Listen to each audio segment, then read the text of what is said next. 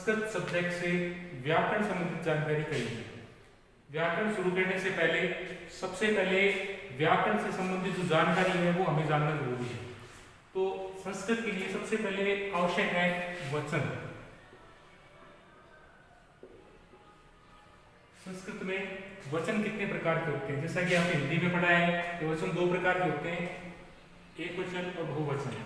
लेकिन संस्कृत में वचन तीन प्रकार के होते हैं।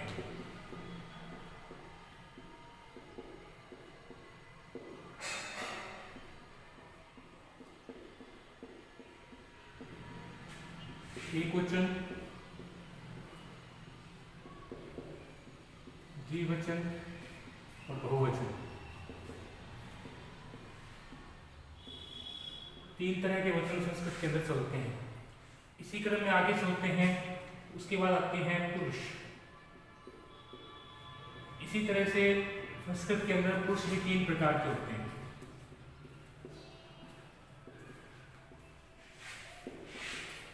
जिनका अलग अलग महत्व होता है। सबसे पहले है जैसे प्रथम पुरुष, मध्यम पुरुष और उत्तम पुरुष। ये तीन पुरुष संस्कृत के अंदर चलते हैं। इसके बाद आगे बढ़ते हैं तो आती है विभक्ति।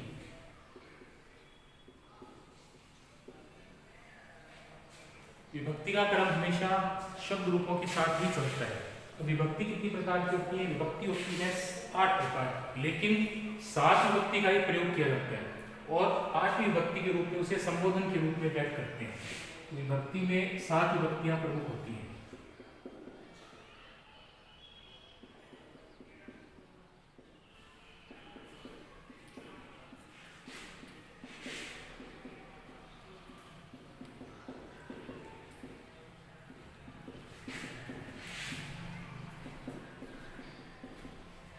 सात विभक्ति के बाद 8वीं विभक्ति के रूप में हम उसे संबोधन के रूप में संबोधित करते हैं।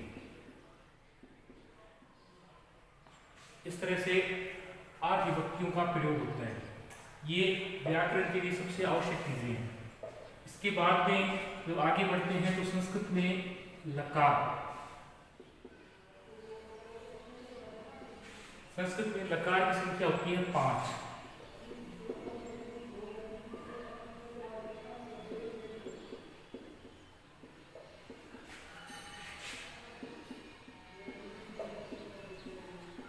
पांच लकारों के नाम हमें ध्यान में रखना आवश्यक है। सबसे पहले होता है लट लकार,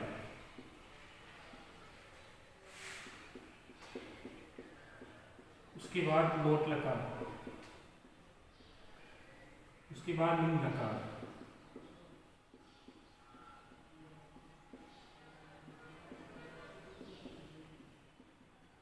फिर विधिलिंग,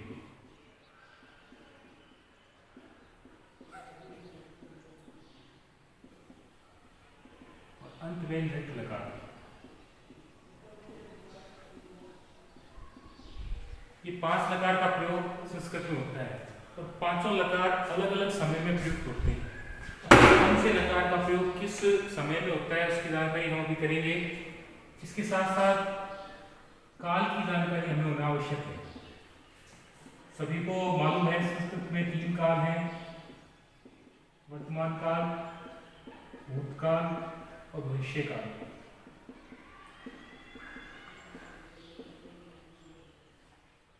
तीन काल का प्रयोग होता है, लेकिन 500 लकार अलग अलग प्रयुक्त होते हैं। अब हमें यह ध्यान होना आवश्यक है कि कौन सा लकार किस काल में प्रयुक्त होता है, किस लकार का प्रयोग कौन से काल में किया जाता है या कौन से समय में किया जाता है। तो सबसे पहले हम चलते हैं लट लकार की तरफ। लट लकार का प्रयोग हमेशा वर्तमान काल के अंदर किया जाता है।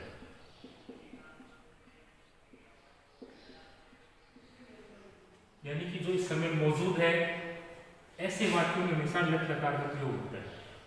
लोट लकार का प्रयोग हम करते हैं आज्ञार्थक वाक्यों में।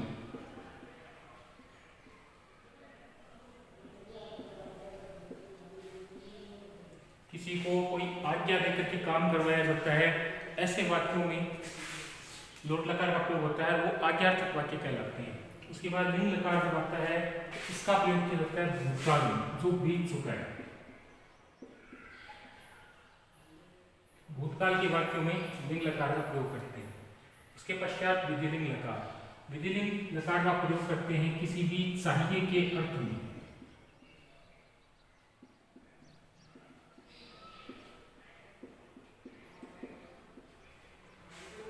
चाहिए के अर्थ में विधिलिंग लकार का प्रयोग किया जाता है। जैसे उसे पुस्तक पढ़नी चाहिए, उसे घर जाना चाहिए, उसे कार्य करना चाहिए वाले वाक्यों में हमेशा विधिलिंग लकार का प्रयोग किया जाता है। फिर आता है लट लकार। लट लकार का प्रयोग होता है भविष्य काल में।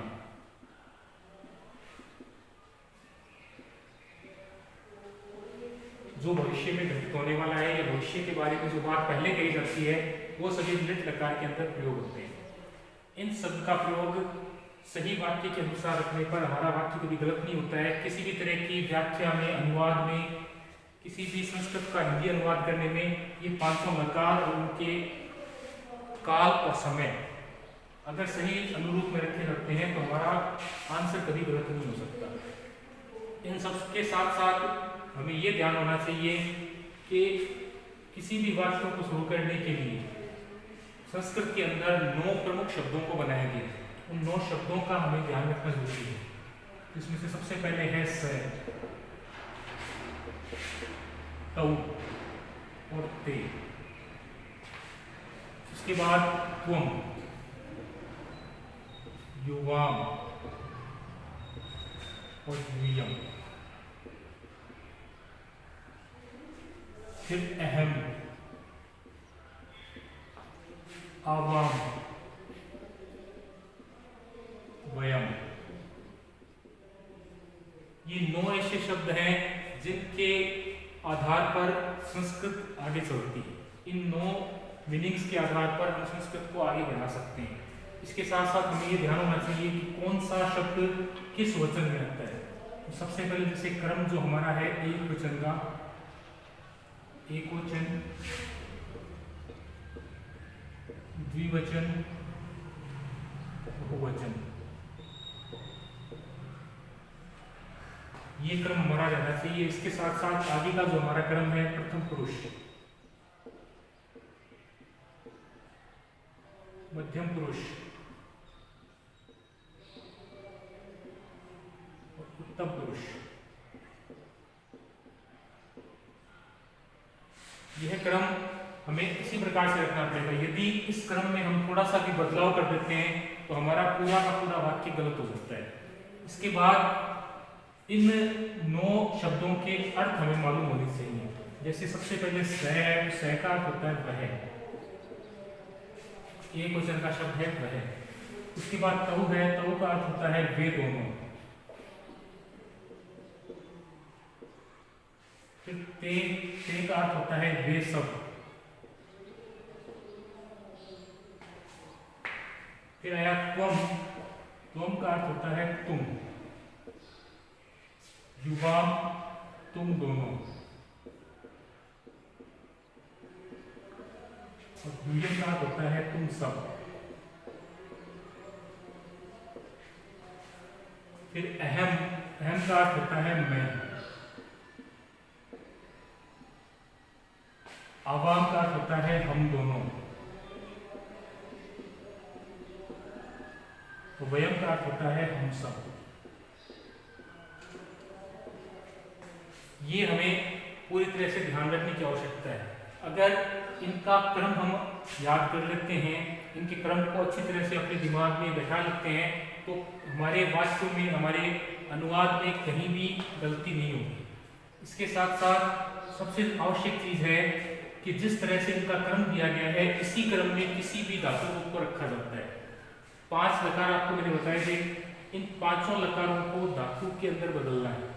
अब कोई भी धातु जब हम लेंगे तो उनका प्रयोग हम किस तरह से करते हैं, किस धातु में, किस धातु को किस लकार में रखने पर हमारा प्रयोग कैसे होगा, सबसे पहले हमें वो सीखना पड़ेगा। अब धातु रूप के बारे में जैसे पहले की कक्षाओं में आपने पढ़ा होगा कि धातु रूप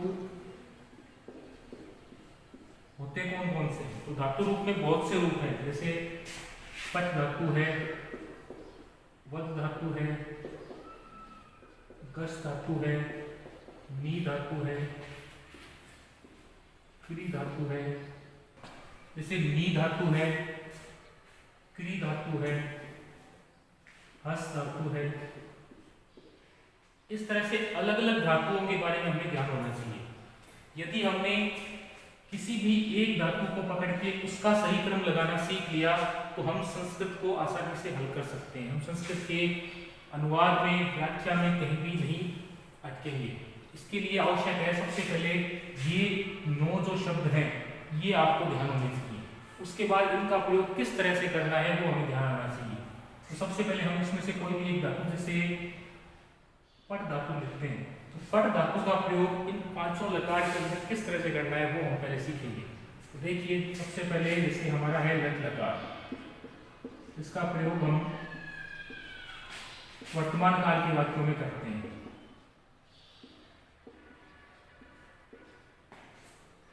तो जैसा एक पहले बताया था 3 वचन होते हैं, 3 ही पुरुष होते हैं। तो सबसे पहले ही का प्रयोग करना है।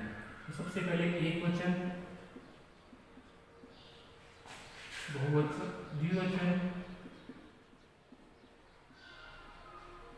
बहुवचन।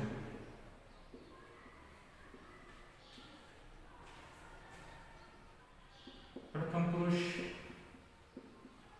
मध्यम पुरुष,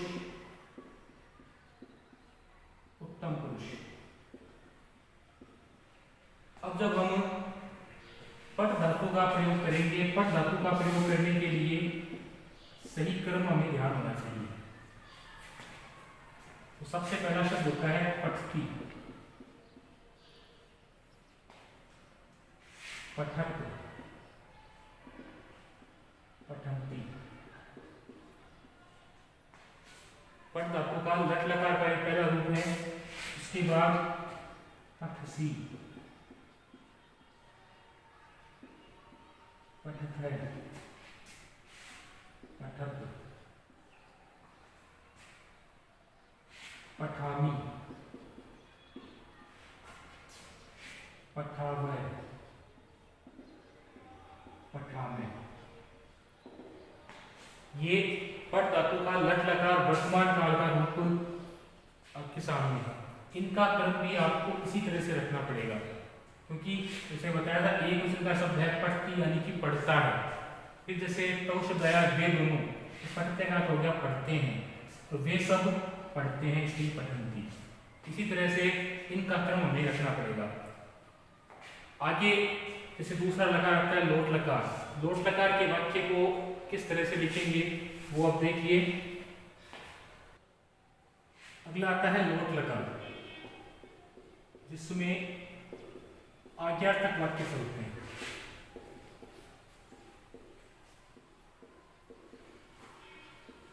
इसी तरह से इसका भी यही क्रम रहेगा। प्रथम पुरुष, मध्यम पुरुष, उत्तम पुरुष।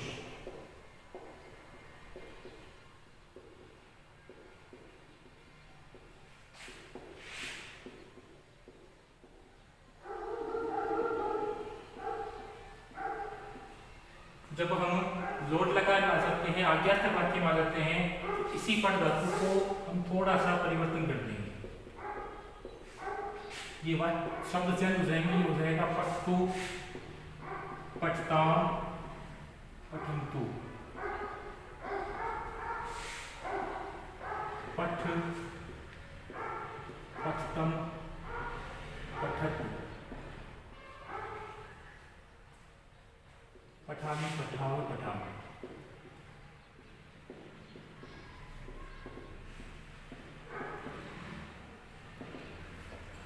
इस तरह से लोट लकार का वाक्य चलेगा। इसके बाद जब हम तीसरे लकार पे आते हैं, लिंग लकार में, जो कि भूतकाल के वाक्य में चलता है।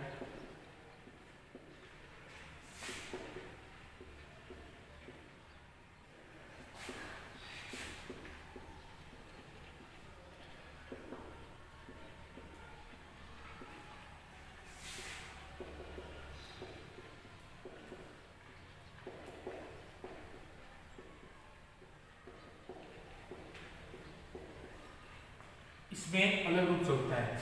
इसमें हो जाएगा अपठक, अपठताम, अपठन, अपठ, अपठतम, अपठक, अपठामी, अपठावह, अपठावह। ये सारे चलते हैं भूतकाल के शब्दों में। भूतकाल के वाक्य के अंदर इन शब्दों का हमें प्रयोग करना है। अगला लकार आता है विधिलिंग लकार।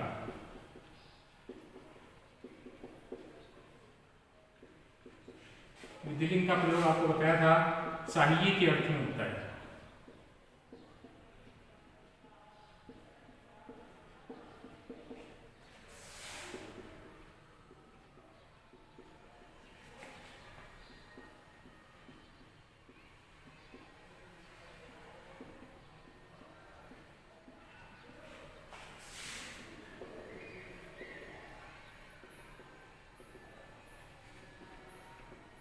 विधिलिंग के अंदर हमारा रूप चलता है पठेत से।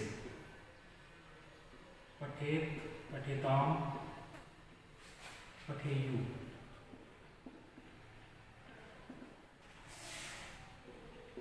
पठे, पठेतम, पठेत, पठेयम, पठेवह,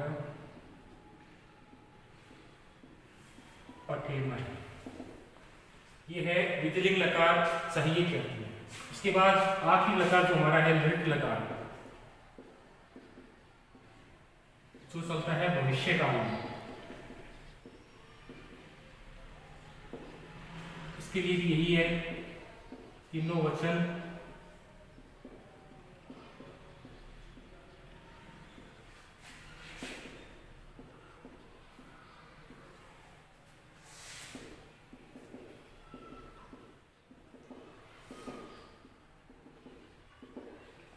इसमें थोड़ा सा चेंज हो जाएगा। इसमें हो जाता है पठिष्यति, पठिष्यतः, पठिष्यन्ति, पठिष्यसि, पठिष्यथः, पठिष्यत्, पठिष्यामि, पठिष्यामः, पठिष्यामः। ये हमने पांचों लकार में एक धातु को रख करके देखा है। अगर हम इन पांचों लकार को अच्छी तरह से क्रमबद्ध कर लेते हैं तो हम चाहे किसी भी धातु का प्रयोग करें, हम उन धातुओं का प्रयोग आसानी से कर सकते हैं। इतना हो जाने के पश्चात हमें आवश्यकता पड़ती है किसी भी वाक्य को बनाने की। कोई भी वाक्य जब हम बनाते हैं तो उसके लिए सबसे जरूरी जो चीज है वो है शब्दों का अर्थ हमें मालूम होना चाहिए। जैसे एक वाक्य मैं समझाता हूँ आपको। जैसे हमने वाक्य दे दिया कि वह पुस्तक पढ़ता है,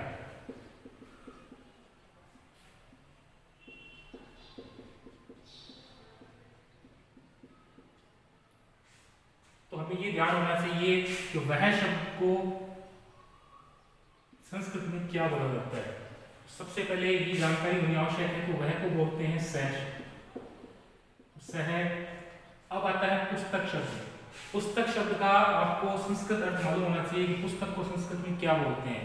संस्कृत में पुस्तक को पुस्तकम भी कहा जाता है, पुस्तके भी कहा जाता है, पुस्तकानी भी कहा जाता है। लेकिन हमें यहाँ सह शब्द के साथ पुस्तक का प्रयोग करना है। तो सबसे पहले जरूरी है कि एक वचन में संस्कृत को क्या बोला जाता है।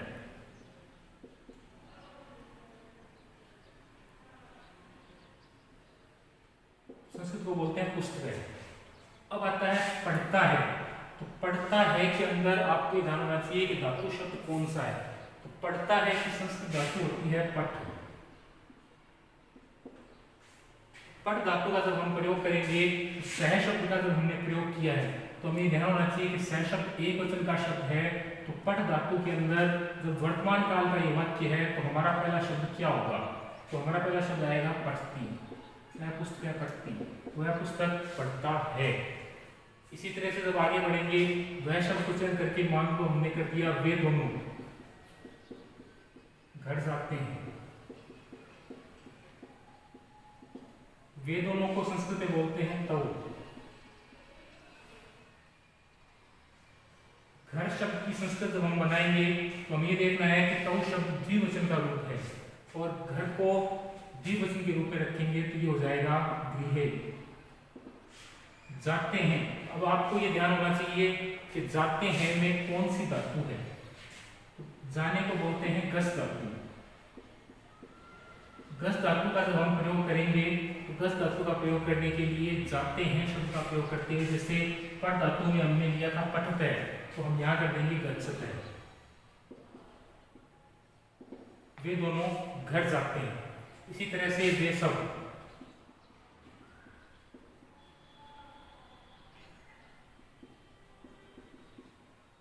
पुस्तक पढ़ते हैं। वे सब को बोलते हैं ते। अब आया पुस्तक शब्द। वे सब बहुवचन का शब्द है। बहुवचन के लिए पुस्तक को हम बदल देंगे बहुवचन में, ये हो जाएगा पुस्तकानी। पढ़ते हैं यानी कि पठ धातु का बहुवचन का रूप होता है पठंती। ते पुस्तकानी पठंती, वे सब पुस्तक पढ़ते हैं। इस तरह से किसी भी वाक्य को बनाया जा सकता है, लेकिन वाक्य को संस्कृत में ट्रांसलेट करने से पहले, संस्कृत में अनुवाद करने से पहले हमें ये ध्यान होना चाहिए कि वाक्य कौन से काल का है। वह पुस्तक पढ़ता है यानी कि ये कौन से काल का वाक्य, वह पुस्तक पढ़ता है तो इसमें वर्तमान काल है, क्योंकि यदि हम इसे परिवर्तन कर देते हैं, इसे हम आज्ञार्थक वाक्य में बदल देते तो वह पुस्तक पढ़ता है की जगह पूरा वाक्य चेंज हो जाता। यहाँ पर हो जाता वह पुस्तक पढ़ो, या इसे हम भूतकाल में डालते तो ये हो जाता वह पुस्तक पढ़ता था। तो चाहिए के अर्थ में डालते तो उसे वह पुस्तक पढ़नी चाहिए, और जब भविष्य में डाल देते तो वह पुस्तक पढ़ेगा। इस तरह से अलग अलग परिवर्तन हो जाता है। तो सबसे पहले मैंने आपको प्रथम पुरुष के तीनों शब्दों का प्रयोग करते हुए एक एक वाक्य यहाँ पर आपको बताया है। ठीक है, आगे अब देखते हैं। अब आगे चलते हैं हम। आगे देखिए, जैसे मध्यम पुरुष का हम अब प्रयोग करते हैं, तो मध्यम पुरुष के रूप के लिए तो हम युवा विवेक का प्रयोग करते हैं। अब जैसे मध्यम पुरुष के अंदर हमने वाक्य दिया तुम घर जाते हो, तो तुम की संस्कृत होती है तुम। वही वाक्य फिर से है, घर को हमें लेना है एक वचन के अंदर, तो घर को जब एक वचन के अंदर लेंगे तो तुम भी है। अब जाते हो में गस धातु हमने देख ली, लेकिन जल्दबाजी में हम क्या करते हैं, यहाँ भी एक वचन का रूप है पठती आया है तो यहाँ पर हम गस्ती कर देंगे, जबकि ऐसे नहीं करना है। हमें ये ध्यान होना चाहिए कि त्वम शब्द एक वचन का मध्यम पुरुष का शब्द है, इसलिए गस्ती शब्द हमारा गलत है। हमें पूरा सोच विचार करके प्रयोग करना है। जैसे पठ सी शब्द का प्रयोग हो रहा है तो हमें यहाँ पर गच्छ सी शब्द का प्रयोग करना है। तुम घर जाते हो। अगला वाक्य आया जैसे तुम दोनों बोलते हो। तुम दोनों को संस्कृत में कहा जाता है युवाम। अब सीधी सी बात ये है कि बोलते हो, बोलने में होती है वद धातु। वद धातु का जब हम प्रयोग करेंगे तो वद धातु का प्रयोग करने के लिए जैसे पठ धातु में पठत है का हमने प्रयोग किया था, तो सीधा सा वाक्य हो जाएगा वदत है, यानी कि तुम दोनों बोलते हो, बातें करते हो। तीसरा वाक्य था तुम सब गेंद खेलते हो।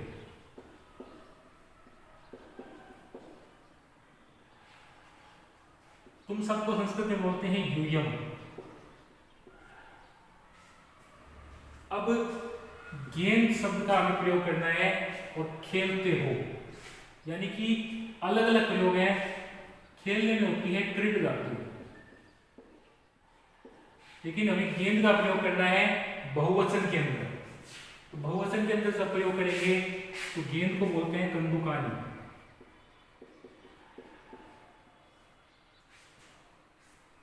यूयम शब्द का प्रयोग करते हुए पठतय का प्रयोग हुआ था, तो यहाँ पर प्रयोग हो जाएगा क्रीडतय। तुम सब गेंद खेलते हो। ये हो गए मध्यम पुरुष के 3 वाक्य। इसके बाद हम चलते हैं उत्तम पुरुष पर। उत्तम पुरुष के अंदर भी इसी तरह से हम वाक्य बना सकते हैं। उत्तम पुरुष में जैसे हो गया कि मैं मंदिर जाता हूं।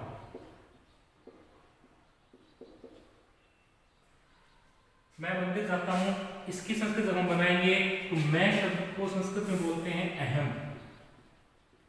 मैं शब्द एक वचन का है, उत्तम पुरुष का है, तो ये हो जाएगा देवालय।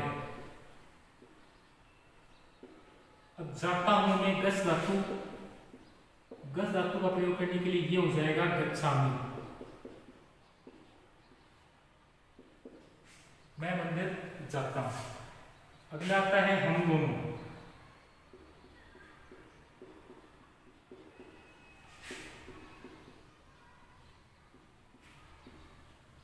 साथ खेलते हैं। हम दोनों को संस्कृत में कहा जाता है आवाम।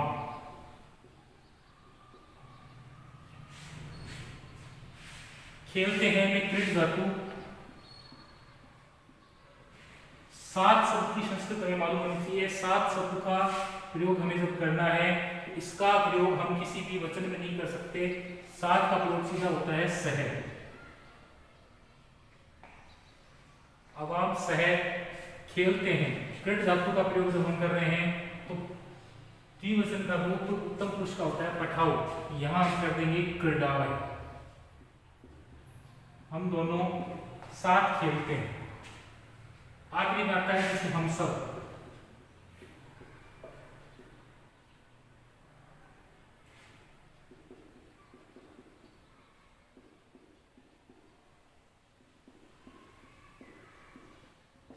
बाजार से आते हैं, तो हम सब की संस्कृत होती है वयम। आते हैं में धातु होती है आ धातु के प्रयोग से आन धातु। तो जब बाजार से आते हैं तो बाजार का प्रयोग करने के लिए हमें बहुवचन का प्रयोग करना है उत्तम पुरुष में। तो बाजार को संस्कृत में बोलते हैं आपणम।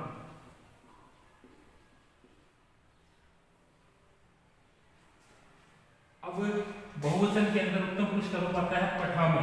तो हमें आ धातु का प्रयोग करते हुए देखते हैं, हम बाजार से आते हैं तो यहां हो जाएगा वयम आपणानि आनयामि। हम सभी बाजार से आते हैं। इस तरह से ये पट धातु के लट लकार के वर्तमान काल के रूप के पश्चात उनको किस तरह से हमें संस्कृत में ट्रांसलेट करना है, ये हमने आज सीखा है। अब सबसे जरूरी चीज जो है वो कुछ वाक्य मैं यहाँ लिखता हूँ, वो वाक्य कोशिश करके आप लोगों को खुद बनाने की चेष्टा करनी है। जैसे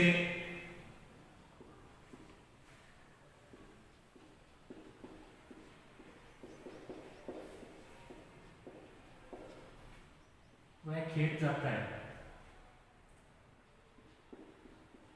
मैं पत्र लिखता हूं,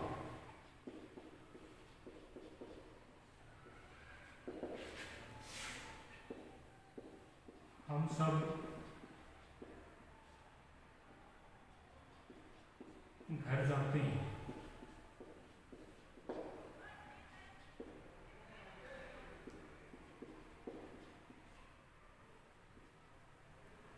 तुम मंदिर जाते हो या तुम मंदिर से आते हो।